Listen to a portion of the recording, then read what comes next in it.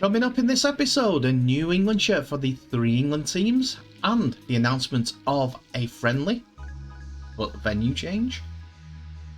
England's opening game opponent, Samoa, get a stronger outfit as 2 Panthers declare themselves for the nation. And Great Britain and Saint Star has his say on comments made by Huddersfield, Leona and Catalan's coach. Hello guys and welcome back to the channel Held Dominance. Anthony here. Please remember to like and subscribe and also click that notification bell if you're enjoying what you're seeing and if you want to see more. So we begin today with England Rugby League as they have revealed their kits for the men's, women's and wheelchairs teams, which they all will wear during the Autumn's Rugby League World Cup, as well as confirming details of a warm-up game for Shaun Wane's side, which will be played before the tournament. Traditionally, England has spent years playing in white and a red contrast section, but this year the national team will sport a somewhat different look. The red has been replaced by blue with a striking chevron that is synonymous with the international game. Today marks an exciting step on the road to the Rugby League World Cup, and we are all excited as the prospect of England supporters and players wearing the shirt in St James's Park, Headingley, the Copper Box Arena and all of the other fantastic World Cup venues, the RFL's Chief Commercial Officer Mark Foster said. We thank our sponsors Betfred, Ronseal and Rain Total Body Fuel for their support in getting behind the England shirt in what is a massive year for Rugby League. The kit is currently at £54.99 with a limited time option with the training shirt being available for free with every purchase. Any fan who also bought last year's England shirt at full price will be able to buy the new shirt at 50% off, and they will receive an email from Elite Pro Sports with details on how to redeem the offer. The shirt will be first worn in anger against a international warm-up selected side for the Rugby League World Cup preparations, and their opponents will be Fiji on the October the 8th. But the game itself has been switched from the Rochdale Hornets Crown Oil Arena to the Salford AJ Bell Stadium. The game was set to first take place in 2021 before the World Cup postponement of 12 months was forecast and was going to be held at the Crown Oil Arena as part of Rochdale Hornets' 150-year anniversary celebrations to mark the club's historic links to Fiji as well. It was still expected to be played there, but the RFL says the ground is no longer available. Rochdale Hornets said that they were disappointed to no longer be able to host the event as new term proposals by the stadium owners, Rochdale AFC, rendered the event as commercially unviable. It's very sad that we have to announce that the England vs Fiji game will not be played at the Crown Oil Arena, said Hornets Chief Executive Steve Kerr. We wanted to bring England to the borough of Rochdale, and our ambition was to stage an event similar to the sellout Ireland vs Fiji fixture in 2013. It is a lost opportunity for the whole borough, and we apologise to all our stakeholders and fans who wanted to see the game played in Rochdale as part of the 150-year celebrations. The game itself, held at the AJ Bell Stadium, will now be played on Friday, October the 7th, as the England men's only warm-up game. England coach Shaun Wane is looking forward to measuring his side up against the Fiji team, who have reached the semi-finals of the past 3 tournaments. I said last year before the World Cup was postponed that Fiji were ideal opposition for us to get ready for the Samoa game. So I'm pleased that we've been able to rearrange the game for this year, said Wayne. They're a talented team who will give us a real challenge, which will be good for the players and for us as coaches. As a rugby league fan, it's a game I'd look forward to, So I hope our supporters come out and get behind us ahead of the World Cup.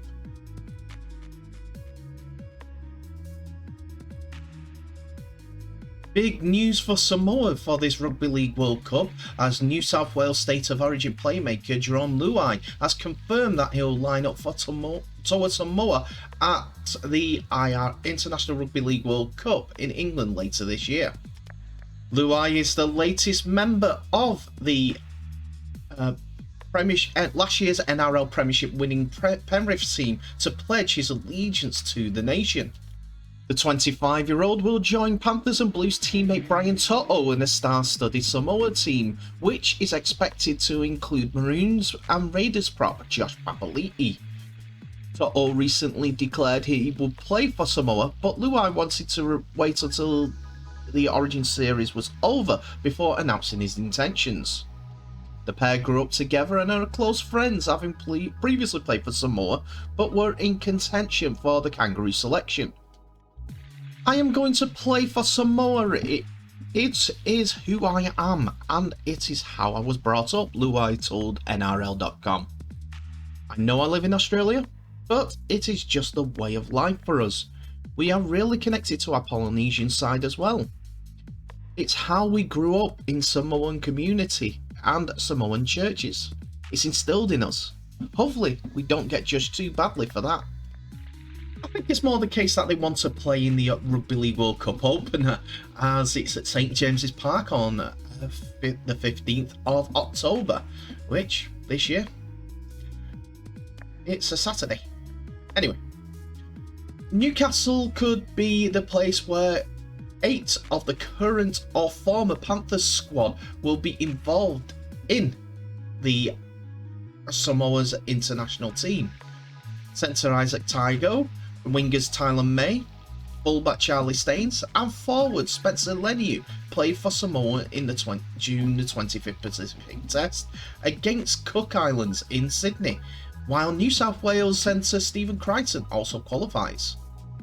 May's brother Tyrone, who plays for the Catalans Dragons in Super League, is another member of last year's NRL Grand Final winning team who is eligible for Samoa, and he's already played one test in 2018 for Toa Samoa. Panthers assistant coach Andrew Webster, who will take charge of New Zealand Warriors next season, recently joined Matt Parrish's Samoan squad as well. To'o, who used his NRL earnings to buy his Samoan-born parents a house, said it has been a difficult decision, but he wanted to represent his family's heritage. "Family and culture are everything to me, and it's pretty beautiful what we can do by representing my Samoan heritage," To'o said.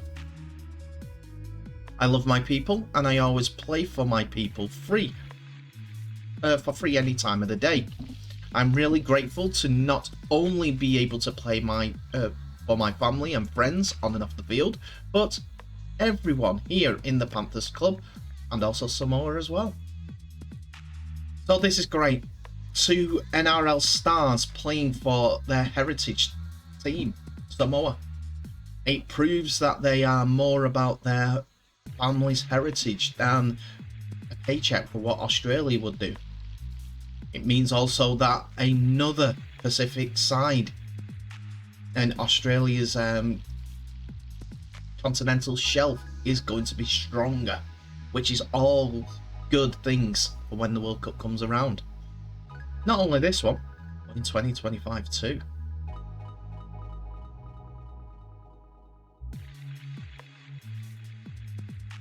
Okay, so we end today with the news that IMG has been going round its stakeholder clubs in Rugby League to get a sense of where the club's thinkings and where the club's ideas of growth are. But the attention turned on Catalans Dragons and Toulouse Olympique, as according to reports, Huddersfield stakeholders had mentioned that they believe that the French clubs didn't bring anything commercially to Rugby League. That was the response from an interview which Steve McNamara, who's head coach at Catalans Dragons, had heard from feedback in such meetings. A person never too far from controversy, Derek Beaumont, the owner of Leeds Centurions, confirmed this in an ill-conceived Twitter rant, saying it wasn't only Huddersfield. I was vocal as always, and all bar one in the room. I saw no commercial value from all those years. One person aptly pointed out that we give 4 million to 2 French clubs and would give 2 million to the whole of the Champ and Champ 1, which contributes most back to the game. He's not a fan of the English language, but this rant has also seen him pick a fight and offer a fight with people that responded to this tweet, and it has been cited by the Rugby Football League. But coming from the other side of the argument, there was one person who wrote it in his weekly comments in the the St. Helens Chronicle about what his thoughts are on the French teams in Super League. And that is current England coach and St. Helens, as well as Great Britain legend Paul Sculthorpe, who was once the most expensive player in Rugby League. A transfer record of what was claimed to be £1 million was paid for the loose forward. First of all, I want to apologise. The newspaper was the St. Helens Star that he writes a column in, and he writes on multiple different subjects, and this was one of the takeaways that I got from that. What he said on the French clubs was that he welcomes their inclusion, as it brings a little bit more difference to the game as a whole. Sculthorpe wrote, "Finally, a lot has been said between Catalan's Dragons and Huddersfield this week after Dragons boss Steve McNamara accused the Dragons hierarchy of being disrespectful attitude towards the French clubs in the Betfred Super League. This was picked up following the Giants' comments to the new Super League strategy partners, IMG, as they saw opinions from all clubs on how to improve the competition going forward. I'm with Steve on this one. I'm a big fan of both Catalans and Toulouse on the field. I think they bring an exciting brand of football that the fans love to watch. Now, I get being in France has its challenges, no more so than broadcast rights, restrictions on sponsorship, and a lack of travelling fans. But let's be right. Are some of these clubs much better, as well as the ones who they'd take place? We have to get away from this M62 corridor sport if we want to attract more substantial broadcast monies and brands into the game. And I believe both Catalans and Toulouse are far more attractive propositions. I have to go on record to say I'm not travelled down to France for the games yet, but plan to in the coming couple of years, as it's part and parcel of what I've got to do for this sort of broadcast that I want to do. I want the game to grow. And he is right, we've got to get away from the M62 mentality. It's no good for a sport. You think football would have kept as it is if it kept in the southeast of England? The southeast of England? No. It needs to get out, it needs to show its best things and get away from its worst. The worst, in this case, something like the Manly Seagulls boycott of the rainbow shirt. But hey, that subject's already been covered all over the place. I'm focusing on English Rugby League at this moment in time, and IMG need to listen to these people and then realise the ones that want to keep their money don't want it to grow, as they would lose money. That's all it's about.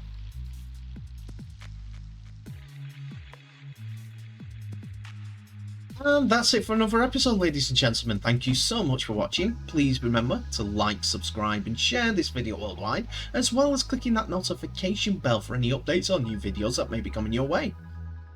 Tell me what your thoughts are in the comment section below, as it's now open to you, and tell me what your thoughts are on today's video. Any opinions on any of the matters in today's videos are all welcome.